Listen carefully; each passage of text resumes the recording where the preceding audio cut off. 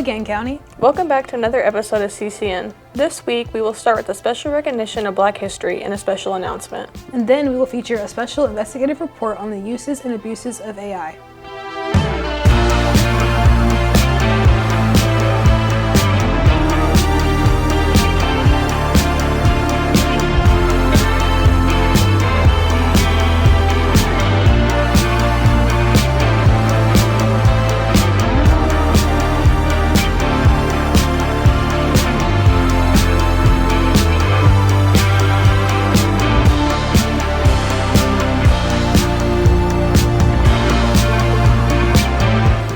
We recently finished Black History Month, and as a group, found ourselves wanting to do more to recognize the importance of this month. So we put together something to highlight some of the important yet often overlooked contributions of Black people in American history.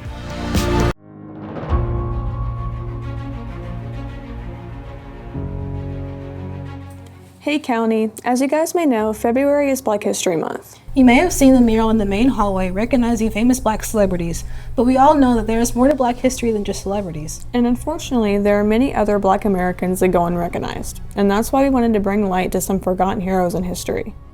Claudette Colvin. She was actually the first person to refuse to give up her seat on the Montgomery, Alabama bus, not Rosa Parks. She was left out of history books because she was a pregnant teenager. Gloria Richardson. She led the Cambridge Nonviolent Action Committee in Maryland. This was a female-led organization that fought to target racial inequality and segregation. Bayard Rustin. He was a key advisor to Martin Luther King Jr., and he helped organize the 1963 March on Washington. Asa Philip Randolph founded the Brotherhood of Sleeping Car Porters, and he was a pioneer in advancing racial equality within the labor movement. And lastly for today, Charles Hamilton Houston. He helped pioneer the civil rights movement. He was also a civil rights lawyer and is often credited with killing Jim Crow. He would go on to become the dean of Howard Law School. And obviously there are many others we left out, but these aren't just picture-perfect stories. And without these Black voices, we would not be where we are today. We encourage you guys to learn more than what is in your textbooks. Take the time to learn and appreciate how far we've come. Until next time, see ya, County! And now we want to share an announcement from Miss Martin, who wants to tell us about a fun day we can all be a part of coming soon. All right, Friday, March 20th, Club USA is doing Rock Your Socks. Come in, wear some fun socks. You could win some prizes at lunch, maybe some Blue Unit cookies. Make sure you stop by the Blue Unit to sign up. It's no secret that artificial intelligence is taking over the world. Our parents' generation grew up with the fear that something like Skynet or the Matrix would rise up and force a violent, oppressive takeover. But what is happening in the world today looks a lot different. That's right. Even though we can't fully roll out a future that needs a time-traveling Arnold Schwarzenegger or a Neo, our reality is one where AI is coming to us with a friendly, more smarter presence to help make better sense of the world, answer complex questions, and create things. But is that all okay? Meaning, is AI really the promised wonderful evolution of technology that we really think it is? To help explore the way AI is affecting us and get some insights on potential dangers, we went out to talk to some of you.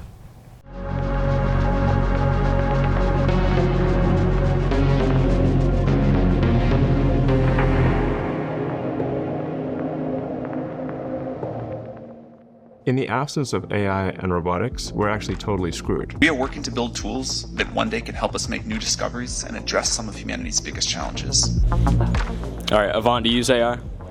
Yes, sir, I do. What do you use it for? You can use it for like workout routines and for like diets and stuff like that, and like answers, like college algebra answers, English answers, every answer. Are you worried about people getting too dependent on it though? Like society in the future? Oh yeah, like probably here in like 10, 20 years, we'll have like robots taking over the world and stuff like that, spaceships and stuff like that. Right. Do you use AI? Yes, I do. Why do you use AI? To get a starting place on what I'm gonna do for the day, or the week, or the unit, or whatever. Do you think it's a good thing or a bad thing? It's a good thing to start with. It's not a good thing for every kid that just says, hey AI, what's the answer?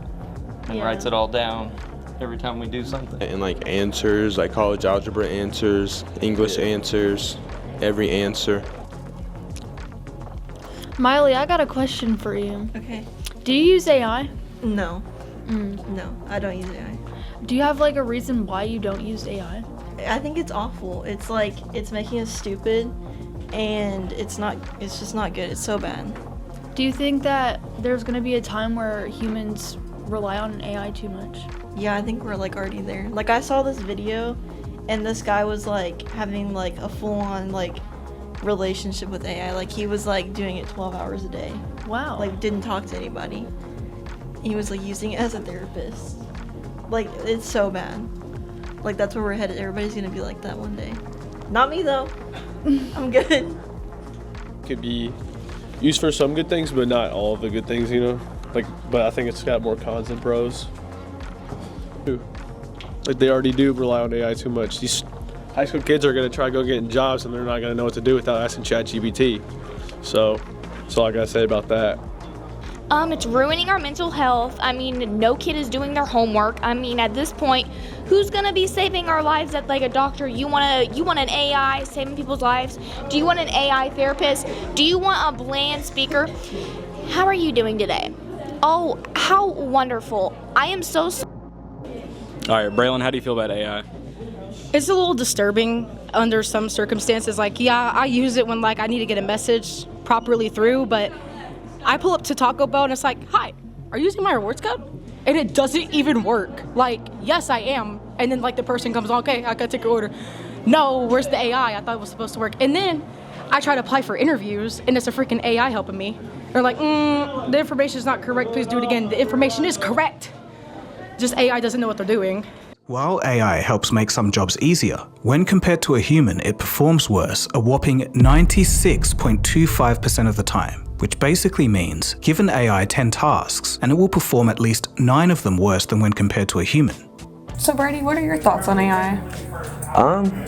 Well, specifically, I'm not a big fan of generative AI because essentially what generative AI does is it steals from various different like sources and different like things and regurgitates that information. So like, you know, like when you Google something now and there's that little like blurb at the top, that takes from like every single like website. So what that would do is essentially like, there'd be no reason to put information on a website anymore, because if the AI is just gonna do it, you're not gonna get any of the money from like the ads on those websites. So like it could help, like it could start a lack of information because there'd be no real reason for companies and places to put things on them because, you know, they're not going to get any money from the ads. And also from an artistic standpoint, I think it is inherently theft. Generative AI, like if it makes an image, it's pulling from references and like taking inspiration. I think it's stealing things and cobbling them together. So I think that takes away a lot of the specialness of art and takes away that human aspect. Hi, I am Sherry Dawson. I teach in G206. I teach AP Seminar, and I also teach at the Community College English 102, which is an argument class and largely research-based. So how do I use ChatGPT? Well, what I don't do is I don't tell them that they cannot use it at all. I don't want to make it into the forbidden fruit.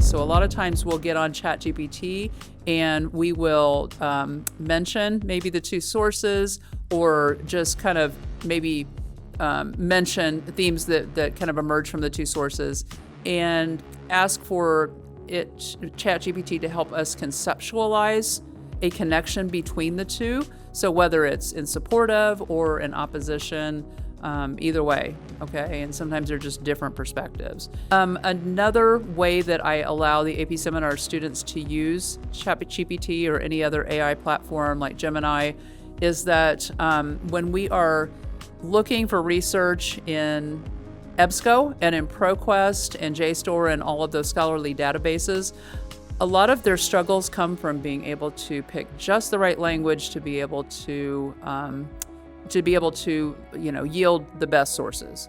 And so what we do is we get on ChatGPT and we say, hey, we are researching such and so, and I need some examples of search words and search pairings that will help me best find sources that I need in the scholarly databases. So, and a lot of times that works pretty well. AI can be used for good purposes, but the way it's being used currently is not benefiting the world very much, like generative AI for art, which is just worse quality than real art that people make, and faking images of people and videos of people that can be used for a lot of bad things, which is something that we really just don't need. Totally agree. And do you think it's going to take over humans one day? I would say, I wouldn't say it's likely, but there is a research document. It's called AI 2027, and it does speculate over how AI would take over the world, and it's to do with like, it's like a race between two countries to make the best AI for whatever, an economy and cyber warfare or whatever, and they were given a decision between focusing on building moral grounds for the AI so that they don't intend to harm humans ever, or they could go ahead with just, progressing its capabilities and ignoring moral grounds for which it does its thing. So, and if they chose to just progress its capabilities and ignoring moral grounds, then eventually it has access to basically everything, and then it could easily wipe out humanity in one fell swoop, I would say. Oh, thank you. You're welcome. This is what the world will look like in about a decade from now. A tech utopia where humans barely have to work. That's according to a group of AI researchers who've written a controversial and influential paper called AI 2027. But they also predict that within 5 years of this, humanity will be wiped out.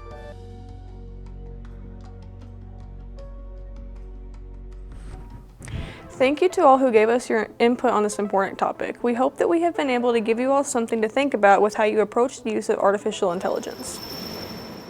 Well, friends, that's all for the 16th episode of KernelCast News. We know we spent most of our time with some more serious topics than usual, but we hope you learned some things and had a chance to reflect on what we presented. We will see you next Monday with our next episode. In the meantime, while you have your phones out in lunch or wherever you're watching this, give us a follow on our social media, which is @Kernel Media on Instagram and Facebook. And subscribe to us on YouTube so you don't miss extra content we'll be posting. Until then, this is KernelCast signing out.